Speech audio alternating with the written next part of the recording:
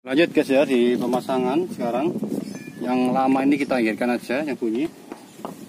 Nah, ini yang habis dikeluarkan tadi, ini bracket hub ke beam belakang. Ini yang dia mukulnya ini kan bakal dia karat, makanya kita susah ngeluarinnya. Ini lebih baik kita gosokin aja biar tujuannya karatnya dia menghilang. Dibuka aja mas, biar jelas mas teman-teman mas. Ini digosokin aja. Kalau pakai penetran juga bisa, tapi ya nggak bisa habisin penetran karena ini mudah dijangkau. Kecuali berat atau celah-celah yang susah dijangkau itu baru pakai penetran. Ini fungsinya kalau dibersihkan biar kita masaknya lebih enak, nanti biar lebih cepat lah. Nah ini kalau ini itu masuk ke ini juga rumahnya ini. Plug dia ini kayak busingan namanya. Busing. Memang dia ini wajar guys kalau dia berkarat karena dia kan bahannya juga dari baja ya. Terus dia kena air bisa menimbulkan karat. Sama seperti kalau banyak orang komplain waktu mobil baru ini sudah berkarat, ini memang seperti ini guys, nggak bisa dia nggak berkarat. Memang bahannya seperti itu, cuman dia berkaratnya nggak bakal korosi, dia baja soalnya. Sudah didesain seperti itu, jadi tidak usah khawatir. Memang dipandang sih kurang enak, tapi ya memang seperti itu bahannya. Oke, sudah. Nah itu kita lumasin. Setelah ini di busingannya dikasih fat atau grease. Ini rumahnya. Ini bisa kalian pasang ke bearingnya langsung atau ke rumahnya ini, terserah selera. Tapi kalau saya lebih suka ke rumahnya ini langsung. Tiap teknisi punya cara sendiri guys. Kalau saya senang bikin YouTube ini aja guys. Dia yang ini bautnya ya, ini bautnya kaliper. Jadi sebelah sini, jangan kebalik ya, jangan gini. Nah gini. Sebentar. Nah, ya. Sudah terpasang. Nah langkah selanjutnya. Ini tadi nggak ke syuting ya. Ini jangan kebalik ya, jangan kebalik ke depan. Ini buat rumahnya ini kaliper rem. Rumahnya bracket kaliper rem ya. Ini ya. Ini buat ini. Ya terus mas. Langkah selanjutnya kita pasang sensornya ABS ya, jangan lupa ya. Nanti kalau udah terpasang kelupaan ini Bongkar lagi atau masang dari luar nanti sangat sulit karena ini untuk HFV. Sulit cara ada ininya. Tadi ada satu baut 10 ya mas ya. Ya, baut 10. Nggak bisa kebalik ya itu ya. Nggak bisa. Ini ada rumah drat, ini bukan rumah drat. Ini magnetic encoder ya, kelihatan magnetnya. Ini kalau kalian pengen tahu ada magnet apa enggak, itu cara ngetesnya gampang. Kita butuh obeng yang ujungnya besi, jangan yang magnet ya, itu sama aja bohong. Jadi yang besi, yang nggak ada magnetnya, itu kita tempelin gini aja. Nah, itu rasanya di obeng kayak ada yang narik gitu, pelan magnet. Iya, magnetnya itu ringan sekali memang. Fungsinya magnet itu guys, dia untuk membaca putaran roda ke wheel sensor ini. Jadi kalau cara kerjanya sendiri, saya dulu training itu gelombang elektromagnetik itu dia berputar di sekitaran sensor ini sehingga dia menimbulkan sebuah gelombang. Itu ada nanti serial data namanya kalau kalian pelajari lebih jauh. Jadi dia ngirim gelombangnya itu ke lewat jalur ini. Sama sedikit sharing ilmu ya ini ya. Biar manfaat ilmunya. Nggak dipek sendiri. Kalau sensor yang lain itu biasanya berdasarkan elemennya itu kalau cara kerjanya gampang, kalau dia kena panas dia memuai, kalau dia dingin dia kembali ke bentuk semula gitu. Jadi berdasarkan tahanan yang meningkat istilahnya.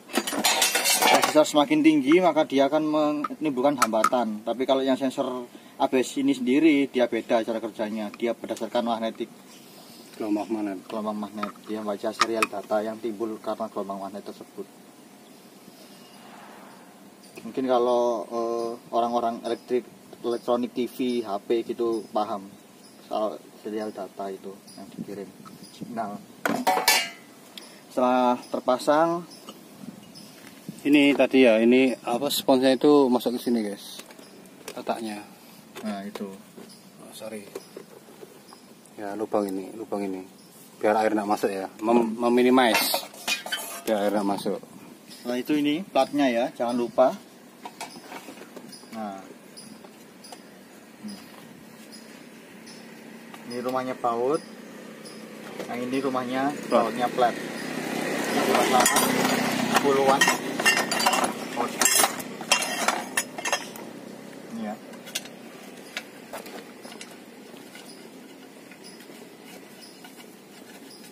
Sebenarnya kalau mobil baru gini,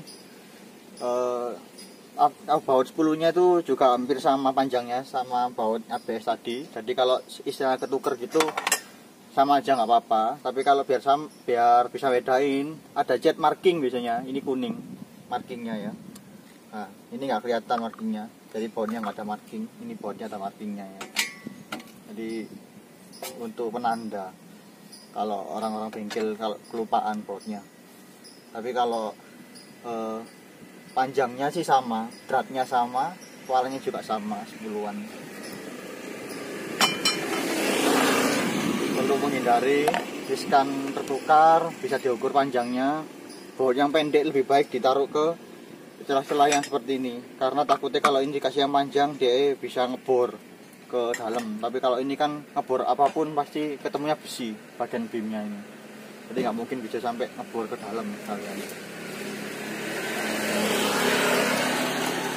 Nah, ini untuk pemasangan sensornya ini hadap di belah atas ya, jadi ini bisa pasang bolak-balik. Sensornya ini di atas gini atau ini juga bawah gini, itu pasang gini juga bisa masuk, sama aja. Cuman kalau di sensornya di posisi bawah, nanti ada air di sini langsung kena sensornya. Tapi kalau dibalik gini, nah ini airnya di sini. Ini lubang fungsinya itu kalau seandainya ada air masuk, tiganya udah melewati ambang sensor, lubang ini fungsinya untuk membuang air yang terlanjur masuk ke magnetic encoder ini. Namanya magnetic encoder, magnet. Tinggal masukin aja sensornya sebelah atas. Jangan lupa soketnya tarik belakang ini.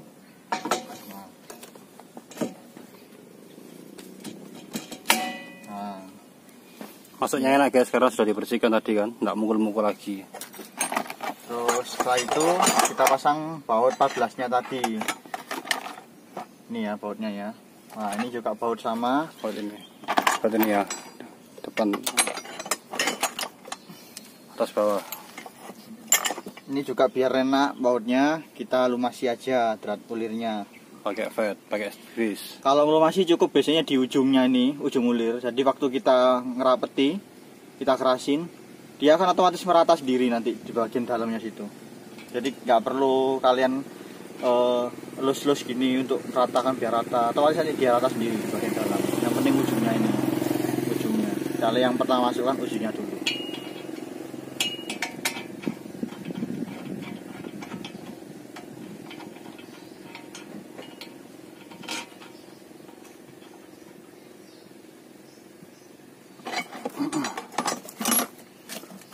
Kalau ada pertanyaan soal kendaraan Honda terutama, bisa komen atau bisa DM ya di IG kita, Bengkel Solusi Anda. Kalau kita ada kesempatan jawab, kita jawab.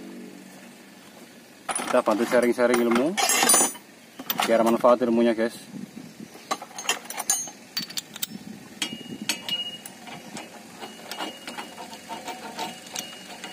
Bisa pakai kunci ring atau pakai sok gitu, bisa, serah enaknya gimana, atau adanya kuncinya gimana.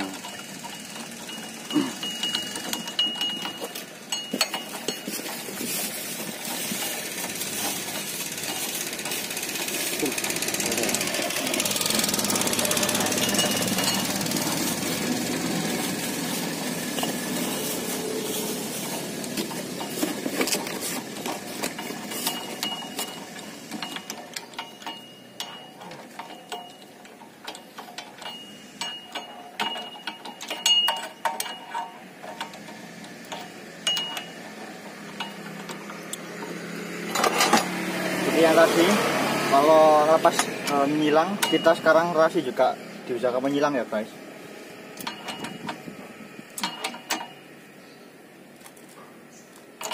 Oh, 12 ya, sekitar 8 kilo mas. 14 ini. Oh 14 ya. 14. Ini perkiraan torsi mungkin sekitar 8 sampai 9 kilo.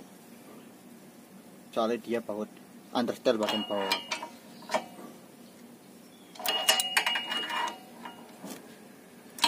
Fungsinya menyilang itu biar dia presisi ya, atas bawah, karena biar dia tidak cenderung ke atas atau cenderung ke bawah aja. Miring. Itu memang basic training mekanik sih seperti itu.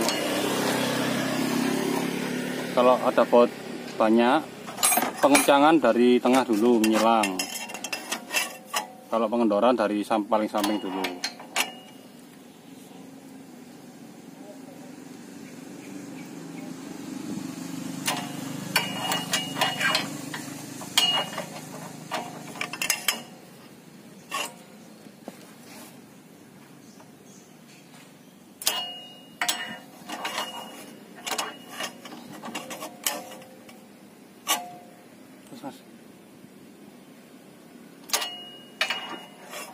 Pantaran.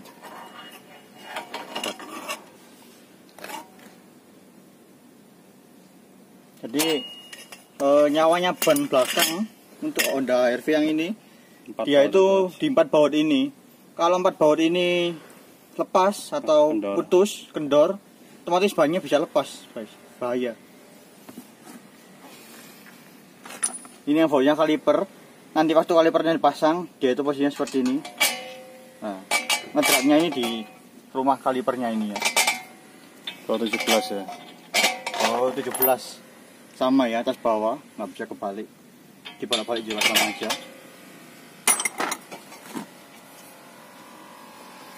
Ini disc brake-nya kita pasang. Di sini ada beberapa lubang, 4 lubang yang kecil, bukan yang besar. Ini kan rumahnya baut roda. Yang kecil ini rumah skrup disc brake. Kalau yang ini yang kita buat ngetrek tadi ya, Buat ngelepas. buat ngelepas tadi trek. Nah, untuk lubang yang buat skrupnya itu kita paskan sama yang drat yang tertempel di ini ya. Sini. Ya, ini sama ini. Kalau yang tidak ada cekungannya, yang tidak ada cekungannya ini, itu yang buntu guys, buat tracker. Nah, ini kalau seandainya pasang kebalik, ini kan posisinya beda. Ini bautnya, ini rumah skrup. Jadi kebalik lah, ini bener. Jadi nggak bisa kebalik ya. Kalau kebalik pasti nggak bisa kepasang skrupnya. Nggak bisa ngedrat ya. Nggak bisa ngedrat nanti. Ya balikannya pembongkaran guys ya, cuman ini saya detailkan aja biar nggak bingung.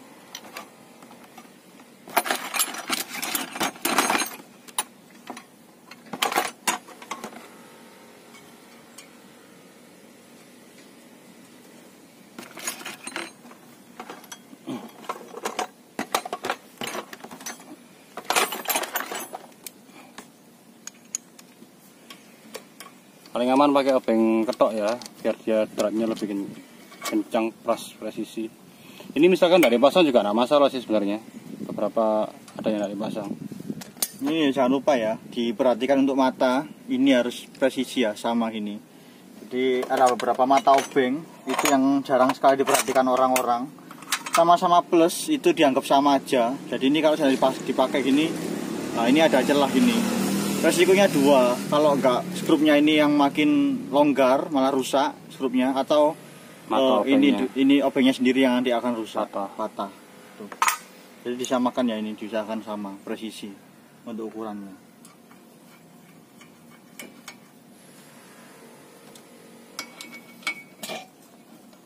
Dari gini set gini aja juga bisa, atau nanti diketok ulang juga bisa, sama aja. Soalnya nanti dia ini juga dipasang sama velg sama baut, jadi dia akan terhimpit sendiri. Walaupun misalkan emergensinya rusak, nggak dipasang dulu nggak apa-apa. Ada skrup ya juga nggak apa-apa. Tapi lebih baiknya dipasang guys, sudah desain seperti itu. Misalkan kalian ban bocor, baut 3 ini, 5 ini ada yang rusak, 2 itu pasang 3 aja silang, pokoknya masih aman, emergency. Jadi kalau ada toko ban kita tinggal mampir, kita belikan, kita pasang.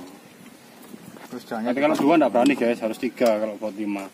Kalau bautnya 4 harus 3. Nah ini kampas trim ya, ada celahnya. Ya, masih ini tebal. celahnya nanti dipaskan ke disc brake-nya ini, pelan-pelan aja masangnya, dan diusahakan jangan ada yang injak rem ya. Kalau injak rem pasti pistonnya aja akan ini terhimpit, langsung mempetkan kapas rem ini. Jadi kalian perlu press ulang.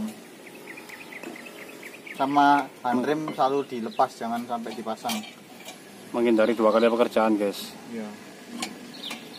Juga ada kemungkinan nanti pistonnya bisa keluar, yang paling bahaya. Nah, pasangnya gini aja ya. Tinggal kita ngepasin baut yang. Jangan lupa bautnya ya, baut kaliper yang 17 2. Ini ya bautnya ya. Kalau baut-baut kulir besar gini, maka lebih baik dikasih grease. Biar nanti torsi bisa maksimal untuk pengencangannya. Kalau nggak ada grease bisa pakai oli, sama aja.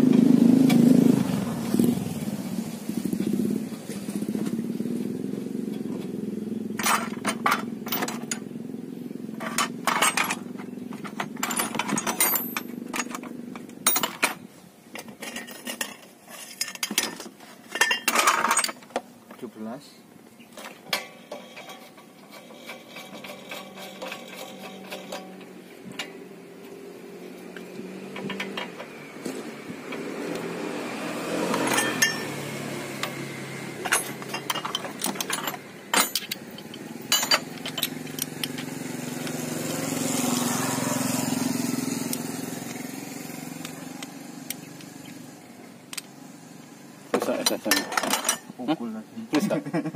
Bisa. Iya. Tak merek itu.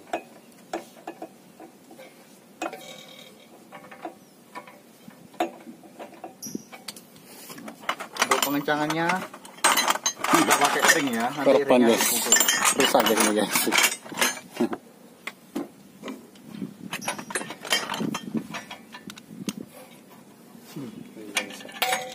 Gendo iki sih. Hah? Kayak gitu, kalau merek. Ini kalau ini almarhum bapak gue.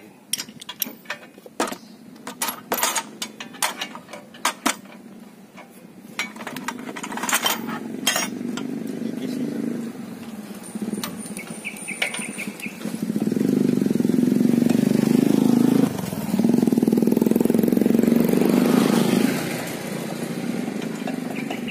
Sorry membelakangi guys ya, karena tidak ada stand di sana untuk ambil gambar. Bentar, tak coba. Nah, ini aja kelihatan guys.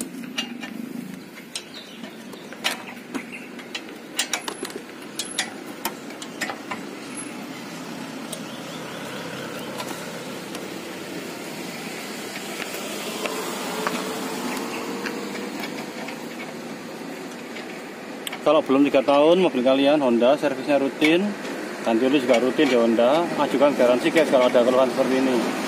Nanti akan direkam data, diambil data, diajukan datanya ke pusat.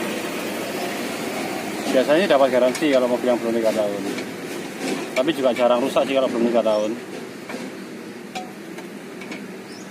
Syaratnya garansi yaitu tadi servisnya rutin, ganti oli juga rutin di Honda semua. Recordnya harus tidak ada yang bolong. Itu syaratnya. Bukan itu mas ya, bukan kesalahan pemakaian. Oh ya, dan juga velgnya tidak boleh gantian. Velgnya harus standar, tidak habis tabrakan, tidak habis lewat banjir. Nanti dianalisa dulu soalnya, verifikasinya banyak. Pengajuannya juga lama. tapi ya daripada beli 2 juta lebih mending diajukan aja guys. Ini cara pengencangannya dipukul seperti ini. Nggak tahu ini standar apa enggak, pokoknya kita dulu juga seperti ini di dealer. Soalnya untuk air tool juga nggak bisa terjangkau deh. Biasanya pakai gini, habis itu kita torsi 11 kilo ya untuk baut 17 ini undertale. 11 kilo.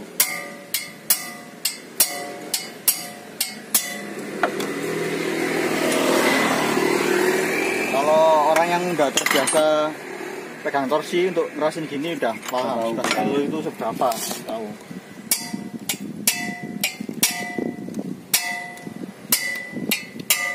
Kalau kalian masih ragu ya pukul aja.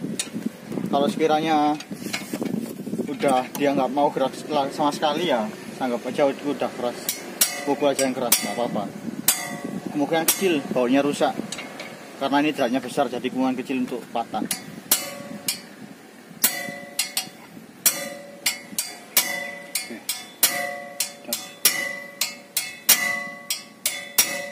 Jadi mukulnya kalau gini itu 50% akan nggak itu ya, nggak pas ya. Jadi mukulnya tuh gini caranya.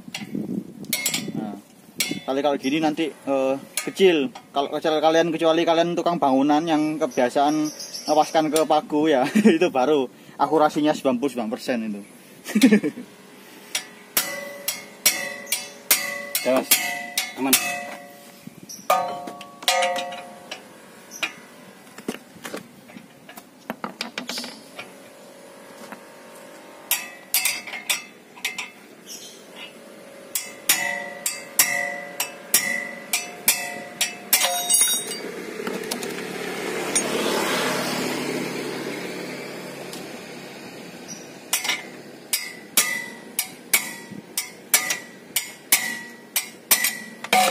Nah, selesai, kita tinggal pasang selang rem aja.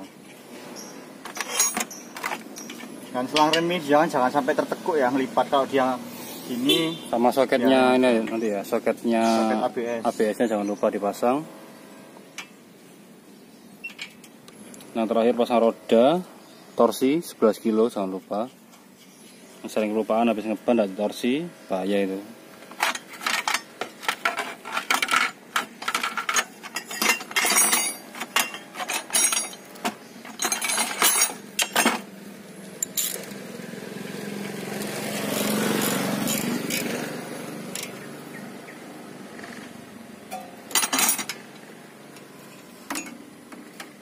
Ini soketnya.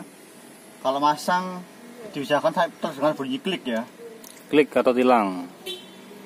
Sama soket. Karena pas di bagian bawah itu dia banyak kotorannya.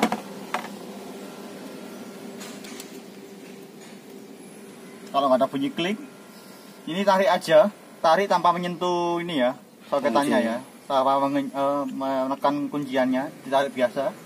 Kalau ditarik gini dia udah nggak lepas, berarti udah kuat itu. Yang terakhir ini pasang klip-klipannya, ada klip-klipannya. Nah, terus setelah itu sebelum kalian pasang ban, ini kalian perhatikan untuk plate-nya tadi kita putar. Kalau bunyi seperti ini masih wajar guys. Srek-srek ini wajar dari bunyi kampas rem ya itu ya. Kampas rem kalau ini. Kalau nanti dipasang ban jalan tidak bunyi, tapi kalau sering kalau seperti benturan besi musuh besi gitu itu tidak boleh. Kalipernya enggak boleh kan? 12 ya. Ini kalipernya pakai 13 kalau RV ya, guys. Ya? Iya.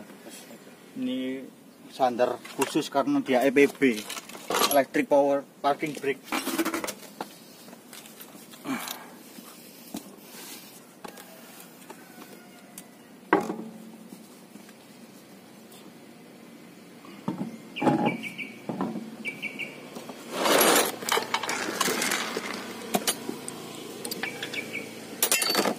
Nanti dilihat bedanya ya waktu kita putar tadi kan ada bunyi. Video sebelumnya yang 41 kan ada bunyi keras pengecekan bearing roda. Ini nanti dipastikan.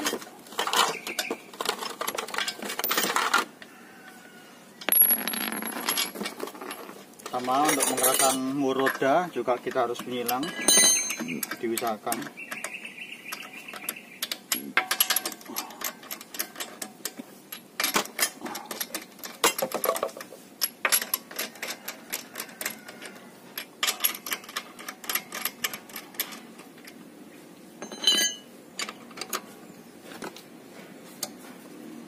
Ini sebatas set aja ya, nanti pengencangan detailnya di bawah.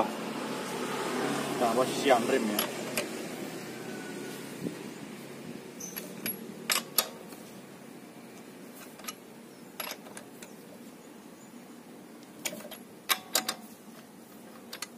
Oke, dites lagi pengecekan dari roda. Sama tangannya megang shockbreaker ya, yang bagian belakang ini pegang. Kita putar. Jangan sampai tangan ini kita kesentuh sama ban, nanti bisa tergores. Terus kita putar bannya ini. Jangan megang peleknya ya, karena bahaya kena kalipernya nanti tangan kalian. Diputar gini aja. Kalau yang sering ini bunyi Lemas rem normal guys.